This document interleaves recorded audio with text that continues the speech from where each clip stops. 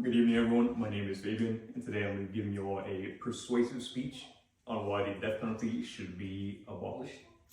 So, first and foremost, before we begin with the speech, I just want to go ahead and pose a question to everyone in the class. So, I want everyone to go ahead and think about, obviously everyone here is a taxpayer, right? I want everyone to go ahead and think about how would you feel if majority of a collection of our money was going towards something that is proven to be ineffective, I should say. How would you feel if not just yours, but your family's tax dollars went towards that ineffective tool? In addition, how would you feel if it was a family member, friend, loved one that was at fault or due to be punished unjust or unfairly due to this death penalty, I'll say? So with these questions, I more so wanted it to be personal to the crowd, to the audience, for you all to relate to something that does in fact happen to not just myself, but to all of us here. So with that being said, my three main reasons for my reasoning as to why the death penalty should be abolished is the costs and the funds associated with it. It is proven to not be a true crime detractor or preventer. And lastly, it has been proven to be unfair and unjust. And with that intro out of the way, I will go ahead and dive into that first step, that first notion of it being more so a waste of funds. Taxpayer funds from all of us, I should be specific.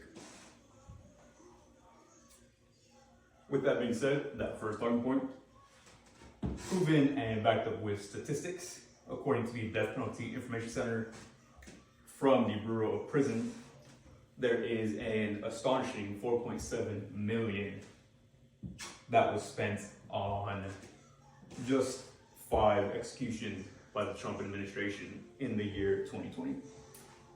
And obviously, that number, almost close to 5 million, is a big amount, correct? That's a big amount that ultimately not just us, but taxpayers worldwide, globally, in the country pay for it. So. Now, in contrast to the other main points of life in prison, a difference is that aforementioned cost versus an annual federal incarceration cost of about $37,000.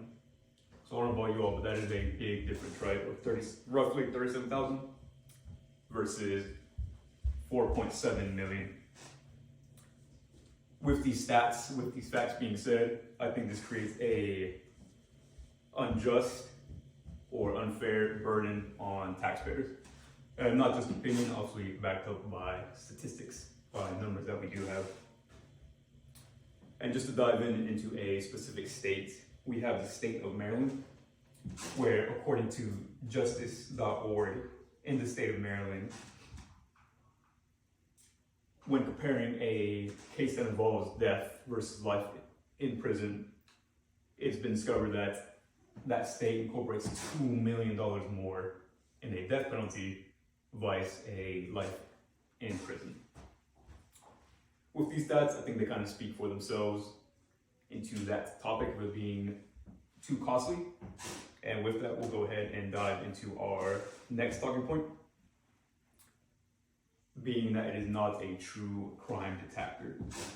And this, in addition, is backed up with stats or testimonies and examples from professionals in that field.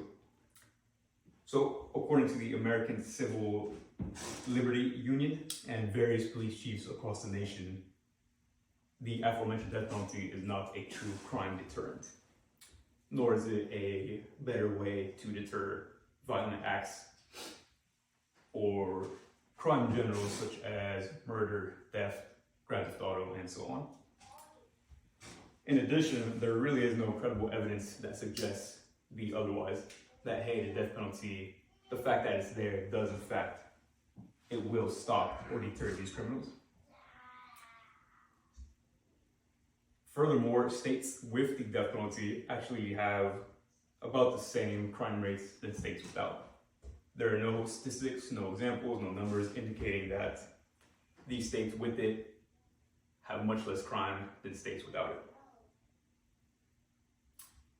And a testimony from the former police chief of Philadelphia, Frank Farrell, states that it is not a true crime detector that swift and prompt federal punishment is, that notion that it's there will stop crime more than a death penalty case that may take longer than X amount of months with, as the aforementioned, funds that will go along with it.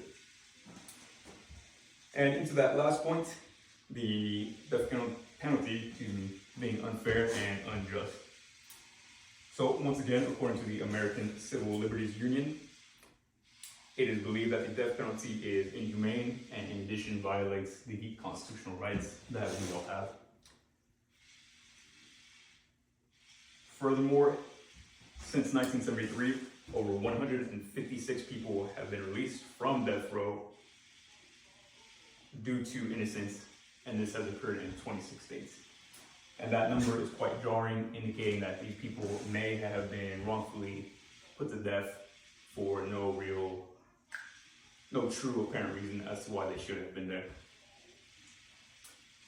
So just to conclude with these three main points: the ineffective cost, the fact that it is not a true crime deterrent, and the unjust and unfair nature of this death penalty and who it targets. This is the reasoning why the death penalty should be abolished or should be looked at to change in a sense. And I have a visual aid that I will go ahead and present to the class afterwards. But now, once again, my name is Fabian. Thank you for allowing me to present this speech, and these are the three reasons why the death penalty should be abolished. Thank you.